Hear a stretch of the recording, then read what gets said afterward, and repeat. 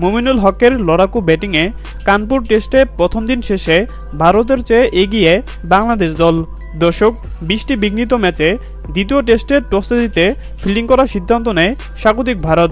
আর টসে হেরে শুরুতে ব্যাটিং করতে নেমে শুরুতেই গোল্ডেন ডাক মেরে সাজঘরে ফিরত যায় ওপেনার জাকির হোসেন। অপরদিকে সাদমান ইসলামও উইকেটে বেশিক্ষণ টিকে থাকতে পারেনি। 24 রান করে তিনিও সাজঘরে ফিরত যান, যার ফলে মাত্র 29 রানের মাথায় 2 উইকেট হারিয়ে অনেকটা ব্যাটিং বিপর্যয়ে পড়ে যায় বাংলাদেশ দল। এরপর 3 নম্বর উইকেটে দুর্দান্ত ব্যাটিং করে 51 রানের পার্টনারশিপ করেন মুমিনুল হক এবং অধিনায়ক নাজমুল হোসেন শান্ত। কিন্তু দুর্ভাগ্যবশত 54 বলে 31 রান করে সাজঘরে ফিরত যায় অধিনায়ক নাজমুল হোসেন শান্ত। আর দলের ব্যাটিং বিপর্যয়ে অপর প্রান্ত থেকে ধৈর্যশীলভাবে দুর্দান্ত ব্যাটিং করে মুমিনুল হক। এদিন দুর্দান্ত ব্যাটিং করে এবং নান্দনিক শটে ভারতের বোলারদেরকে অনেকটা চাপেই রাখেন এই অভিজ্ঞ ব্যাটার। তবে এদিন বৃষ্টির কারণে 35 ওভারের বেশি খেলা মাঠে গড়ায়নি।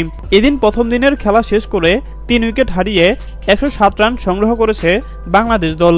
আগামীকাল দ্বিতীয় দিনের শুরুতে ব্যাটিং করতে নামবেন 2 অভিজ্ঞ খেলোয়াড় মুমিনুল হক এবং মুশফিকুর রহিম।